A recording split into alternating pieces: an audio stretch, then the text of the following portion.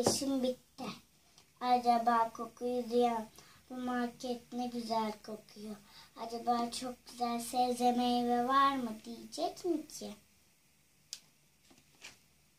Ay çok güzel kokuyormuş bu market. Ben geldim.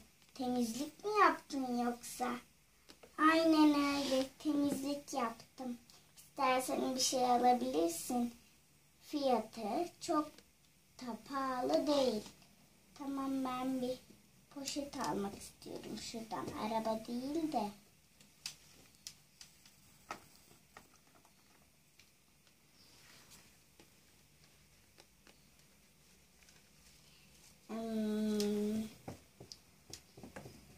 Ben şuraya oturayım, sen al istediğini. Ne alsam, ne alsam, ne alsam.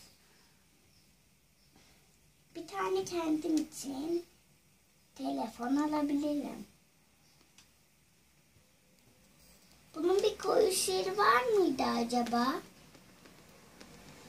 Evet, arkadaki mavi kutuya koymanız yeter. La la la la la la la la la. Poşeti de koyalım şuraya hemen.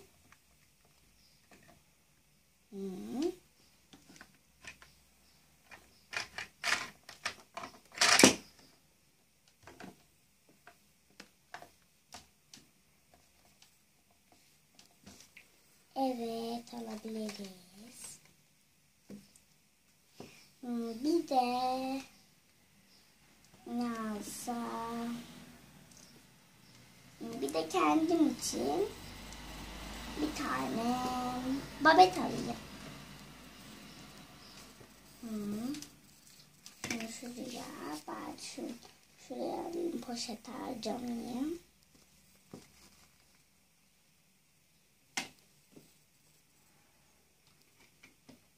Evet, sıra ödemede. Ben hemen ödeteyim size. Koyalım şunları.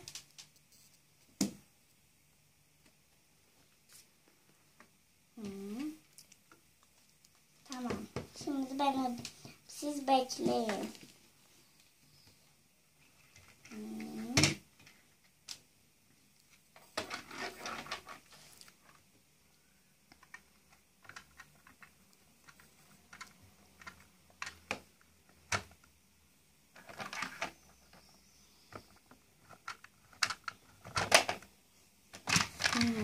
Başka istediğiniz bir şey var mıydı? Yoktu. Alabilirsiniz. Tamam, ben gidiyorum. Görüşürüz.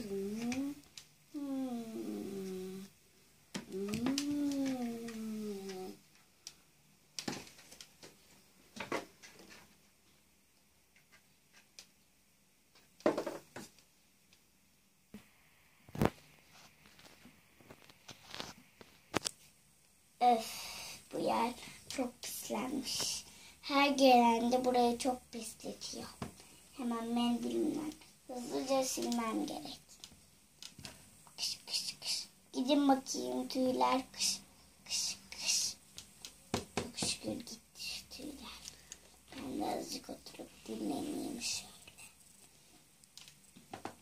La la la la la. Yerler pırıl pırıl olmuş. Merhaba tatlım. Ne yapıyorsun? İyiyim, sen ne yapıyorsun? Ben de çok iyiyim. Ben çanta almaya gelmiştim de bir tane. Bir de sabun almaya. Tamam, hemen verebiliriz. Siz isterseniz kendiniz seçin. Ben oturayım. Tamam, olur. La la la la. Ben bir tane çanta alayım. Ay, çok yakıştı bu da elbiseme.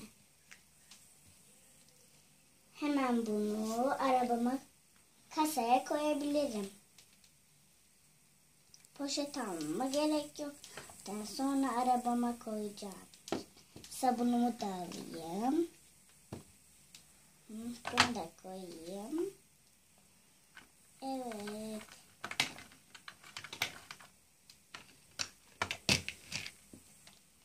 La la la la la. Görüşürüz. Ay görüşürüz, öpüşelim. İyi akşamlar. Çantanı her gezide kullan, tamam mı? Tamam, kullanırım.